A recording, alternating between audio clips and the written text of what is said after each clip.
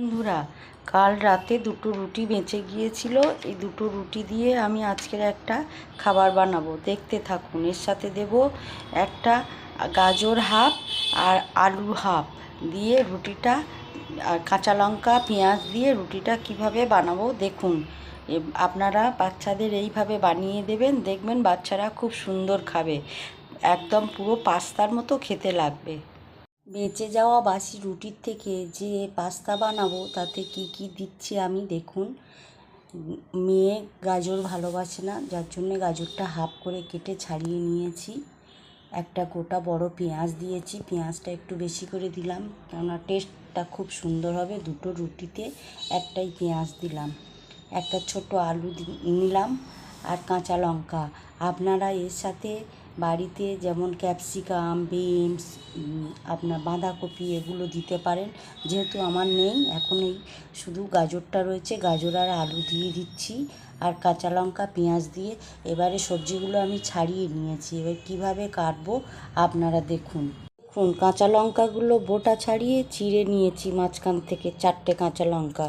আর পেঁয়াজগুলো মাঝখান থেকে যে শক্ত অংশটা কেটে বাদ দিয়ে দিয়েছি। দেখুন, এই যে মাঝখান দিয়ে শক্ত অংশটা কেটে বাদ দিয়ে পেঁয়াজগুলো ঝিরিঝিরি করে মোটা মোটা করেছি, ঝিরিঝিরি করিনি। এবার প্রত্যেকটা একটা করে ছাল সব ভাঁজগুলো আলাদা আলাদা করে নিয়েছি পেঁয়াজগুলো। এবার পেঁয়াজগুলো এবার গাজর আর আলুটা এবার আমি কাটবো। আলুটা ভাজার মতো করে, পাতলা পাতলা করব না, একটু মোটা মোটা করব, সেই মাপেই গাজরটাও কাটবো। পেঁয়াজগুলো দেখুন, এভাবেই আপনারা পেঁয়াজগুলো কাটবেন।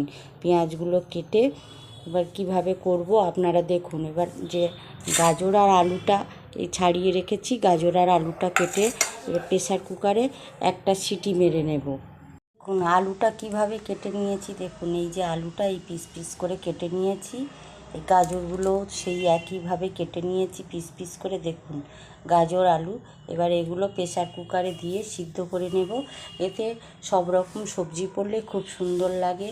বিনস, আপনার বাঁধাকপি, ক্যাপসিকাম, নানান সবজি পড়লে দেখতেও সুন্দর লাগে, খেতেও খুব টেস্টি হয়। কিন্তু আমার ঘরে যেটুকু ছিল এটাই দিলাম। আপনারা সব রকম সবজি দিয়েও করতে পারেন। আর নিরামিষভাবে যদি আপনারা করেন তাহলে পেঁয়াজটা না দিয়ে আপনারা পেঁয়াজ ছাড়াই তেলে সবজিগুলো সব ভেজে তেলে তারপরে এটা বানাবো। কেমনভাবে বানাবো আপনারা ওইভাবেই পেঁয়াজ ছাড়া বানিয়ে খেয়ে দেখবেন একবার। প্রেসার কুকার বসিয়ে দিয়েছি। দেখুন গাজরটা আলুটা যেটা কেটে রেখেছিলাম ওগুলো দিয়ে দিলাম, গাজর আলুটা। আর এখানে হাফ কাপ জল দেব এই গাজর আর আলুর জন্যে। দেখুন হাফ কাপ জল নিয়েছি আমি। এই হাফ কাপ জল এই প্রেসার কুকারে দিয়ে দিলাম। এবারে এটা আমি প্রেসার কুকারটা ঢাকনা বন্ধ করে গ্যাসে দুটো সিটি মেরে নেব। রুটিগুলো আমি এই ছুরি দিয়ে পিচ পিচ করে কিভাবে কেটে নেব দেখতে থাকুন। আর এদিকে ওভেনে কড়া বসিয়ে দিয়েছি, কড়া গরম হচ্ছে। গরম হলে পেঁয়াজটা কাঁচা লঙ্কাটা ভেজে নেব। ভেজে নিয়ে তারপর রুটিগুলো আগে টুকরো টুকরো করে কেমনভাবে কাটছি আপনারা দেখতে থাকুন। দেখুন রুটিগুলো আমি কিভাবে টুকরো টুকরো পিস পিস করে কেটে নিয়েছি দেখুন। এবার ওই যে কড়াতে যে পেঁয়াজ ভাজবো, কড়া বসিয়ে দিয়েছি গ্যাসে। এবারে পেঁয়াজের সাথে সবজিগুলো ভেজে নেব, নিয়ে তারপরে রুটিগুলো দেব। কেমনভাবে করছি আপনারা দেখতে থাকুন। রুটিগুলো এই টুকরো টুকরো করা রুটি, এর সাথে কি কি দেব আমি, এই পেঁয়াজ কুচি, কাঁচা লঙ্কা কুচি, আর এই সস দেব, এই টমেটো সস, আর এটা সয়া সস, এই সয়া সস দেব। আর কি দেব, গাজর আর আলু কেটে রেখেছি, সেই গাজর আর আলু সিদ্ধ করে নিয়েছি প্রেসার কুকারে। এবার এই গাজর আর আলু পেঁয়াজটা ভাজা হয়ে গেলে পেঁয়াজ ভাজার কড়াতে দিয়ে দেব। এবার কেমনভাবে করব দেখতে থাকুন। তেল দিয়ে দিয়েছি, তেল গরম হয়ে গিয়েছে, আমি পেঁয়াজগুলো সব দিয়ে দিলাম। পেঁয়াজ কাঁচা লঙ্কা একসাথে দিয়ে দিলাম।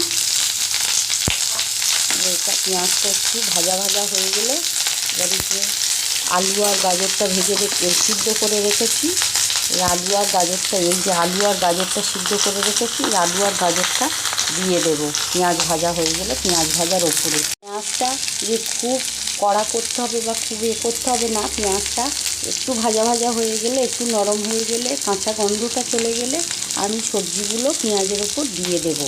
তা ভাজা ভাজা হয়ে গিয়েছে, এবার সবজিগুলো পেঁয়াজের ওপর দিয়ে দেবো। দেখতে থাকুন।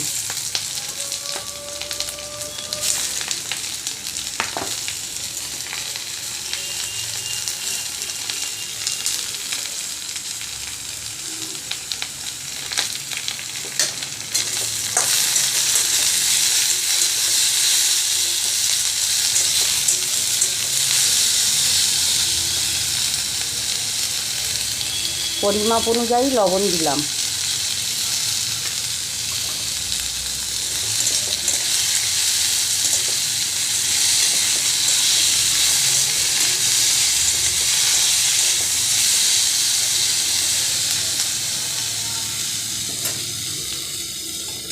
এবার রুটির টুকরোগুলো দিয়ে দেব।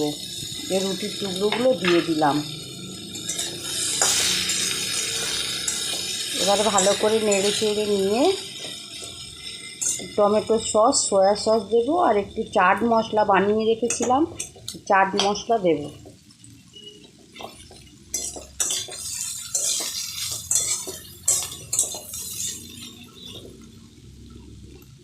এবার টমেটো সস দেব আর সয়া সস দেব।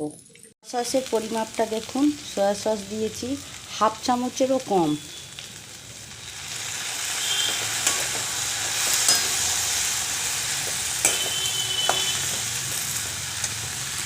টমেটোর সস দিলাম হাফ চামচের একটু বেশি। সয়া সসটা যেহেতু টক টক, ওই জন্য ওটা একটু কম দেওয়া হয়েছে। আর টমেটোর সসটা একটু মিষ্টি মিষ্টি, বাচ্চারা যেহেতু খাবে, তো বাচ্চাদের জন্য এটা একটু মিষ্টি মিষ্টি টক টক, একটু খেতে ঝাল ঝাল, একটু খেতে সুন্দর লাগবে। এবার আমি কি করব, এখানে চাট মশলা আমি বাড়িতে বানিয়ে রেখেছিলাম, সেই চাট মশলা ছড়িয়ে দেব, দিয়ে আমি নামিয়ে নেব। দেখুন এই চাট মশলাটা আমি বানিয়েছি, এই চাট মশলাটা দেব এই 1 চামচ। দেখুন 1 চামচ এই চাট মশলা দিলাম, দিয়ে এবার গ্যাসটা নিভিয়ে দিয়ে আমি নামিয়ে নেব নেড়ে চেড়ে। দেখুন রুটির পাস্তা রেডি হয়ে গিয়েছে।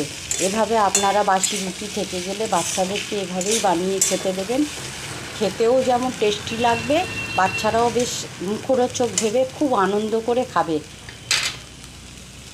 দেখুন বাসি রুটি দিয়ে পাস্তা বানিয়েছি, কেমন হয়েছে দেখতে দেখুন। আপনারা এভাবে বাড়িতে একবার করে খেয়ে দেখবেন, দেখে জানাবেন কেমন হয়েছে। প্লিজ আমার এই চ্যানেলটা আপনারা একটু সাবস্ক্রাইব করবেন আর পাশে থাকবেন।